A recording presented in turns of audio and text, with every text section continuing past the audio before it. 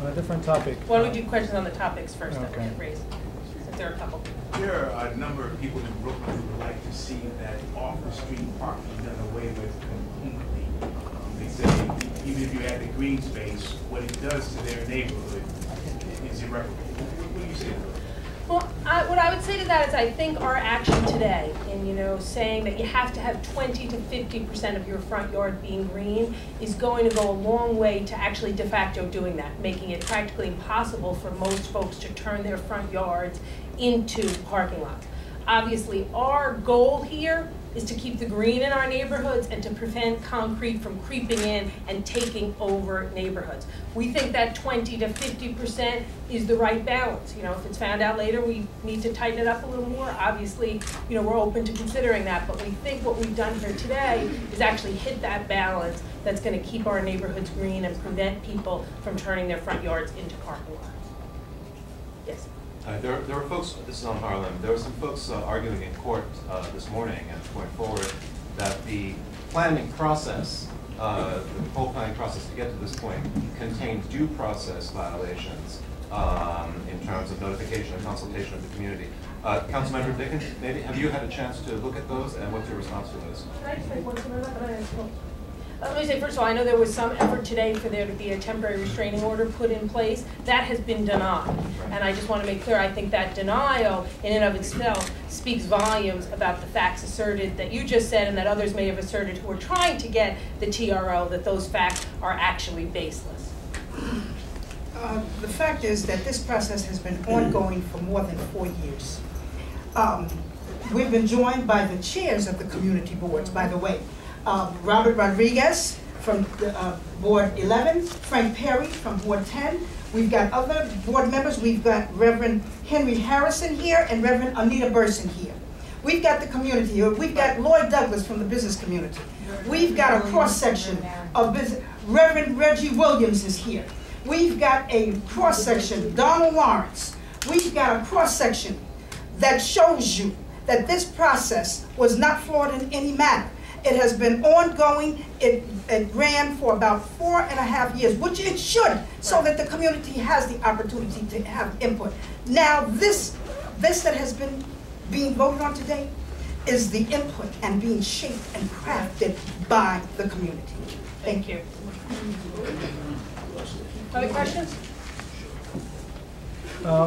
Why is there only one Latino member out of 24 in your affordable housing task force?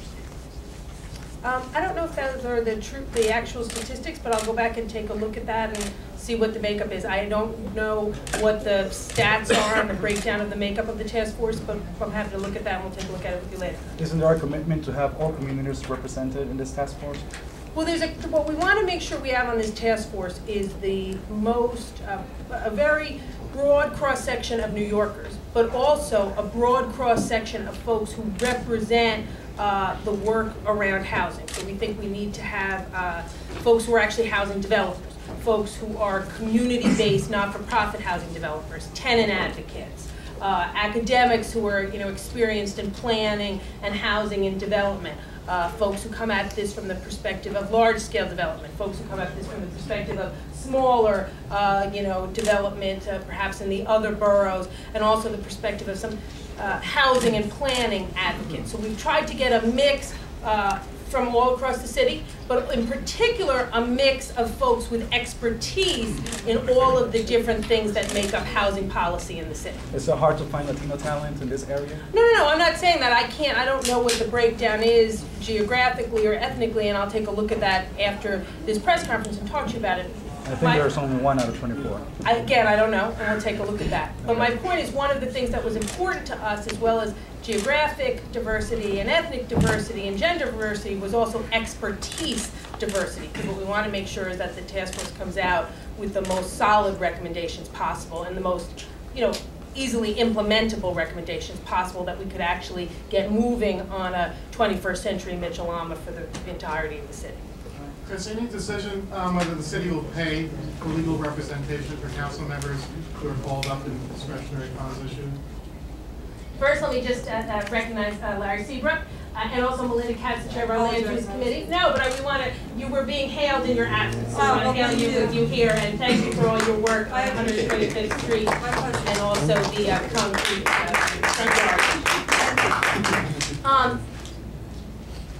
Obviously, any individual request by council members will be decided on an individual basis with consultation from the council's general counsel's office and also from the city's law department. We haven't had any specific requests yet from council members, but they will be decided on a case-by-case basis. We obviously are working on a kind of advisory memo, if you will, for council members that would outline just the different issues relevant to this. We're working on that. Our general counsel is with the law department, and it isn't finished yet, but as soon as it's done, which I hope is soon, we'll distribute it to the council members first and foremost, and then to the press.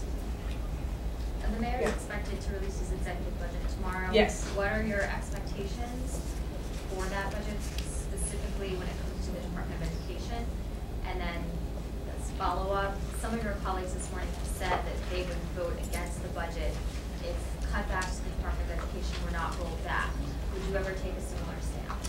You know, I don't know what exactly will be in tomorrow's budget. Obviously, everyone realizes that we're in tough fiscal times, and that next year will probably be just the tip of the iceberg as it relates to tough fiscal times. Because although the country is in a recession, we will go into that recession soon in the city, and we will stay in it longer. So in some ways, the bigger challenges for us will be in 2010 and in 2011 as it relates to the real impact of the recession on the revenues of the city of New York. So I think all of us in the council are worried about what will be tomorrow, but we're also worried about what will be in 2010 and in 2011.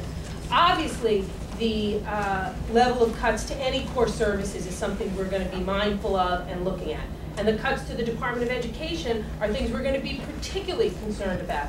That's why if you look at the council's budget response that we put out in March, we identified some specific alternative cuts within the Department of Education's cuts to the central administration, cuts to the amount of outside contractors the Department of Education has. That's why we've called for things like finally doing competitive bidding of school bus contracts, steps that would be cuts and changes in central administration that would keep money into the classroom. So I think one of our goals in the 8 or 10 weeks till we pass the budget, I guess the 8 weeks till we pass the budget, will be, among others, in city agencies, is how do we prevent cuts to the classroom?